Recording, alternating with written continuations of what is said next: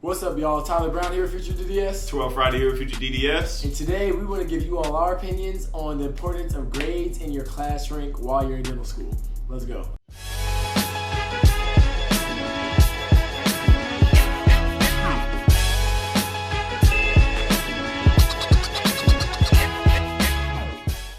So, if you haven't been to our channel, if this is your first time, Tyler and I, we put these videos out to help pre-dents get into school, as well as show a little bit of our experience going through dental school. So if you haven't already, push pause, make sure you hit the subscribe button and that notification bell, and hit that like button. Just go and hit it now. Hit it now. All right. So you all, this is an extremely sensitive topic because it is so subjective. So before we even start, we want to remind you that this is our opinion. Yep. Everybody has a different opinion on this topic, so take it with a grain of salt what we say, but this is how we kind of rationalize going through dental school and kind of try to stay sane, really. Grades and class rank are important, but they are not everything if you do not intend to specialize. We don't want you all to get confused, we don't want you all to think that we don't care about our grades, because we do. In fact, I think that's one of our primary stressors while we're in dental school, is just trying to maintain our grades in these classes. Yeah, but I guess it's a goal. It should be a goal for everybody. It should be a goal. If good grades should be a goal, as well as being a good dentist, hand skills, everything.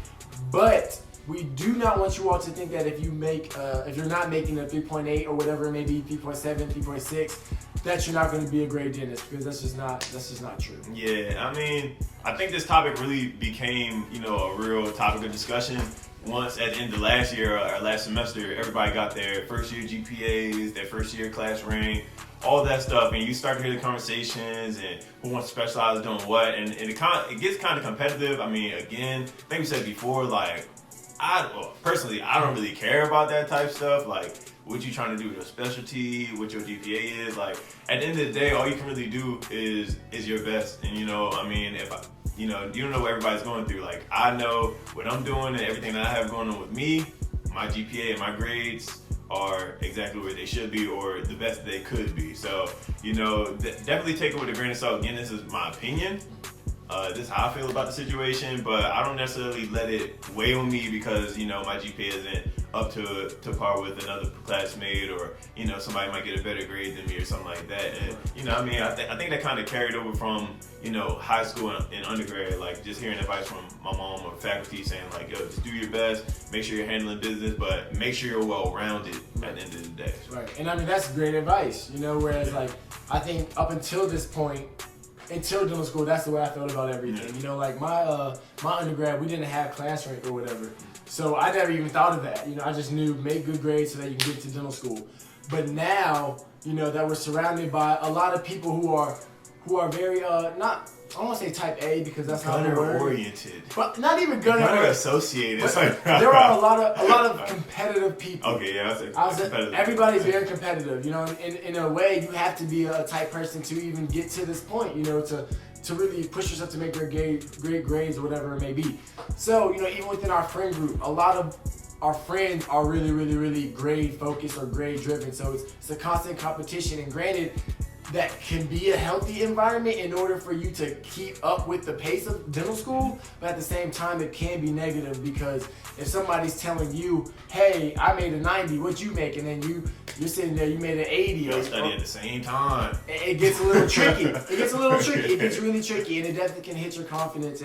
And in dental school, you don't have time to necessarily dwell on one bad test grade or one bad class grade, because you have so many things coming at you at one time. You have to keep rolling, and so that's something that I'm starting to sit in right now, just trying to get over the fact that, hey, I wish I was doing a little bit better in classes, but I'm not about to beat myself up over it because I'm not at a 4.0. It's just, it doesn't make sense. And so literally when we started this semester, or at least when I started this semester, after seeing, my class rank or my GPA or whatever, I said, you know what?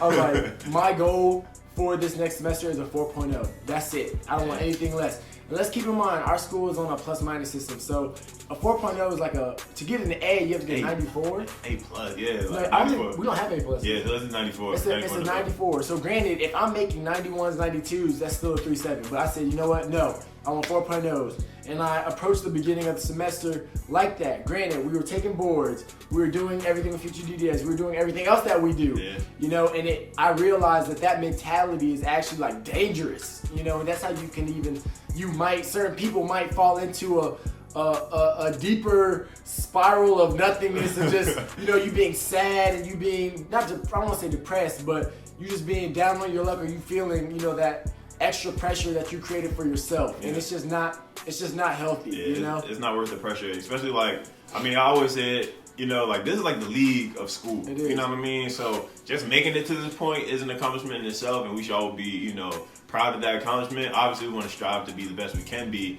but at the end of the day, you gotta kind of come to peace, like with like what's going on, what your situation is, and know if you're going to be taking on a whole bunch of other projects or other side things going, you got a lot of things going on with you. Like having a 4.0, yeah, it would be awesome for everybody to get a 4.0, but it might not be the most realistic goal for you, you know, to set for yourself. Maybe being an all-around, or okay, now I know since I don't have a 4.0 already, maybe I should focus more so on like my involvement in school. Maybe I should focus more on this. Like not everybody's gonna be the best three-point shooter or the best quarterback. Like if you wanted to use like a sports reference, but like. But no, and if you made it to this point, realistically, you can make a 4.0, but understand that you will be sacrificing a lot of other things. Like the people who are in our class, who are at the top of the class, like they make sacrifices. And granted, we all make sacrifices, but the fact that, you know, we're able to do FutureDDS, we're sacrificing time. Whereas those people right now are probably in the library studying. So it's like, granted, if that's what you want to do, if that's who you are, if that's what will bring you your utmost happiness, do that. Study all day, make your 4.0. That's what you care about. But for people who are in our situations where we like to... We focus more on like outreach, like little stuff like that, community service, like... Or just creating, cooking up new things. Yeah, realistically.